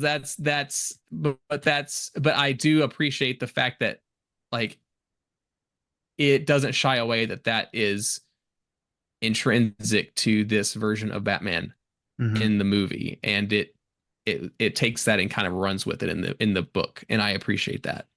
yeah. The Joker goons in the cathedral are named Bozos 1, Bozo 2, Bozo 3. There is no name Yes, checking and in the the movie. yeah, but the book does a great job of explaining why and how Joker goons are already present before they get there. Like it was always kind of a weird plot hole where the Joker comes up with this plan. Meet us, right at the bottom of the cathedral. It's like meet us at the 5 minutes. 5 minutes, meet sir. us with Make the it 10. 10 helicopter at minutes. the 10 minutes to the top of the thing in the helicopter. But how are hmm Joker goons already there also? Um, so the book explains that like these specific goons are people that Joker has hired from like martial arts studio, which explains why they're so skilled. Yeah. And they kind of fled and ran away from the chaos as everything was happening. They kind of ditched their Yeah. posts as Joker goons and just went to the cathedral. But then the Joker was like, "Oh, okay, well, you still work for me, so let's set this up." So there's more like setup there. Yeah. Um, to create a Batman trap, which I thought was also kind of It's interesting. fun. Yeah. Fun, like difference, like more context to where I'm watching that movie. In the movie, sadly, uh, Lawrence is not a great fighter because he jumped over Batman and misses, and Right. that's it for Lawrence. So at least Mm-hmm. here, all three Bozos I think do pose a little bit better of a threat. Here when they Mm-hmm. do try and fight Batman. Joke. I mean, the other stuff. Joker dances with Vicky in the novel and the movie. Batman fights Joker ultimately and does the dance to the devil in the pale moonlight. She says, "I love purple." I didn't know if she was going to say that. I didn't know if there was going to get any kind of description on what she does. That in the movie, it's like, what is she doing? um, Here it's just like her cheeks next to his. She says, "I love purple," and then it's just enough of a distraction that Batman's in behind Joker and is like, "Pardon me, do you ever dance with the devil in pale moonlight?" And then boom, boom, boom, and then I'm kind of surprised, but yet not, Yeah. of how quickly Joker meets his demise. That whole him dancing and stuff in the movie, I think is complete. Nicholson, um, everything he says on that is strictly the movie. It's not in here. In here, all he says is "ta ta," and then he tries to, Hmm. the helicopter comes with the ladder, and then Batman does Well, the I bolo think and on the yeah, I gargoyle think on that him. all comes down. Yeah, I think that all comes down to the fact that the this is the end of the book where it had to be rewritten in like Yeah, in a half of a day by Dennis O'Neil to get it to press. Like that is where that comes from. You can tell it feels rushed, and it's there's a reason it feels and reads that way, where it's like, oh crap, we have to yeah, just excise that. And the way the prose reads out does feel different. It just feels like, we got to get the job done. We got to end the book yep, fast. So it it works, but it doesn't match the the time and energy that you could see in the at the beginning of the book. Yeah. yep. Joker falls. Batman lowers Vicky all the way down, and Gordon and I think police that are not Jokerized come running, in which Vicky turns and Batman's. This is a little mixed, like not mixed, but Hmm. like unclear. Of Batman was gone, and then it jumps to like the next page is the start of the next chapter, and that's when they come and they find Knox is dressed up as Batman, and was passed out, and he Mm. comes to, and that's in the comic. Um, so I think that it just kind of jumps of Batman's gone, but then all of a sudden there he is, and it's actually Knox. Where in my head I'm like, Yeah. well, if Batman's already gone, then he's just gone. Why? I don't know that he would have had to have been like, get away from Vicky now, undress and here to Knox. But I think in the movie too, I'm like, I'm glad it didn't need it. You know? Yeah, yeah, but what was also interesting is is before this, like Batman actually needs the proof that Joker's dead. Like Yeah, that's true. down he goes down to the ground to view the Joker's body. He gazed past the shards of the gargoyle to the model of red and green and white and purple splayed on the asphalt. He focused on the face, on the ferocious grin, a wide, mirthless slash of a smile that seemed to mock death itself. I thought that was really interesting, and again adds weight to the fact that Batman has caused finally the death of the murderer of his parents. That the Yeah, weight of that has is not really explored in the film. Like yeah, after Joker dies, it's like, well, Joker's dead, should evil rise again, we need a hero, here's a bat signal. Like you don't get any kind of you get resolution from the police, and you get resolution from Knox and Vicky Vale and Alfred at the end, but you just kind of see Batman on the top of a rooftop at the end. You don't get that. So like I don't know. Like I like the movie the way mm-hmm. it is, Yep, but having this moment here, it would have been a little hard to sell, I think, yeah, in live action, but it's an interesting point that I'm again glad is in the novel, and it does lead into um yeah, the Knox moment. yeah. Let's see here. Basically, Vicky explains to Knox of like she's gonna disappear for a while. She leaned over and kissed him, really kissed him. Well, this is probably why. Just when she's leaving Knox, she hooks him again. Probably he's like, "Wait, what are we? What about us?" Yeah. Um, I do like, I like both versions. The movie, like you said, how this plays out. Signal in the sky. Cut to Vicky looking up at the sky and sees it as she's walking and smiling to Alfred and all that. And, and he says Master Wayne's going to be late.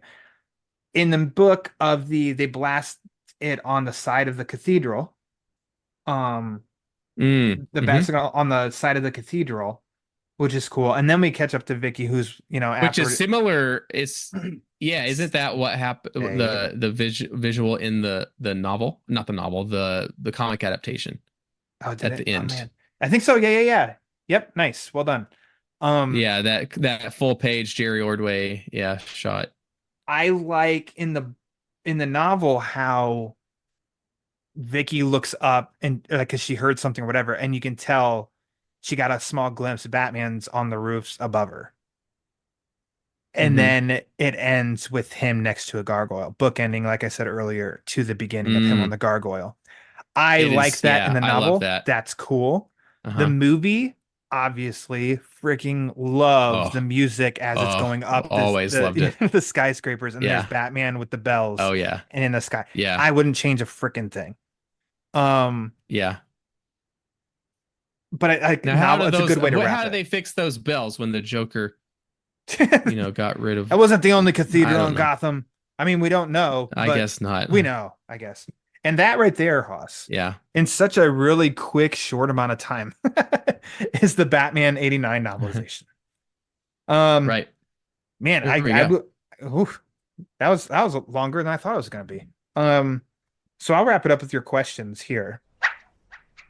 Yes, you've got a question? What was something, Okay. let's stick straight to the novel. What was your favorite part of the novel? Okay. Oh, my uh, my favorite part of the novel was the what I mentioned earlier, which is the way that Craig Shaw Gardner was able to tap into the voice and inner monologue and actions of the characters themselves, like the way the narrator embodies the feelings and emotions of the characters as the points of view switch around in the novel. That is my favorite thing about this adaptation. I think for me, which is funny because we just talked about it, my favorite part of the novel is the Vicky's apartment because I can tell you that I didn't know Mm, how that was going to go. So in reading it for the first time was right. like, this is different. I have no idea where It's a this ends up. surprise. Yeah. So Yeah. that was actually cool. Even though in the end I am totally like I'm glad this wasn't in the movie. It doesn't take away that I enjoyed it Mm-hmm. reading the novel. And then Mm-hmm. what is something in the novel that you wish you could have seen in the movie? It's there's a lot of moments. I wish I could have seen the gargoyle at the beginning. That whole opening would have been really cool. It would That's have been mine. I know what I said at the beginning of our it would have conversation. been I'd have liked to seen that, I think. yeah. Yeah. Could have been Yeah. good. That's number one. That's number one. Yeah. And that's so funny because it's just like a small moment compared to the full scenes uh that are deleted from the film, but if I Yeah. had to pick, it would be that. That'd be it. Yep. That's mine too. Because yeah, I know what I said at the beginning, and then you responded, and I started to like, I don't know though. Actually, I can Yeah. picture it, and I think that would have been pretty cool. So that'd be mine. Yeah. Hey, happy anniversary to Batman '89, boss. Thanks for coming back on the Yeah. show. Appreciate it. I took up a lot Yeah. more of your time than I was expecting, but it Yeah. was fun. Good conversation. Why don't you go ahead and Yeah. plug It's away? always worth it. Oh yeah, 85 always worth it. Oh 85, gosh. 89 always worth it. 85. Plug away anything and Yeah. everything. Yeah. Plug away. Yeah. So you can follow me, Ryan Haas, on the website formerly known as Twitter, at SMB_Ryan. That SMB stands for Super Mario Brothers, as Woo! in the Super Mario Brothers, Woo-hoo! the movie archive. And now we have to put the year on that one now because there's two Mario movies. So we have to say SMB 93 or Mario 93 or Super Mario Brothers 1993. Right. It's kind of a damn mess, but you know which one I'm talking about. And I've got my Super Mario Brothers the movie archive website dedicated to that film that you can visit online at smbmovie.com, and it's on that same Twitterific website at smbmovie. We have a crazy new 4K release of the film that is out, that you cannot buy anymore because it's sold out, and you can get it on eBay for like $500, put out by Umbrella Entertainment. But not to worry, they have issued a new version called the 1-Up Edition of Super Mario Brothers. So look up the Umbrella Entertainment 4K 1-Up Edition of Super Mario Brothers. It is still on open pre-order, and it is going to ship very soon. And you can get like all kinds of crazy extras and stuff, and including a commentary by me and my pal Stephen Applebaum, in addition to all kinds of other crazy extras. We have had people tell tell us and our team that this is like no joke. It's one of the legitimately finest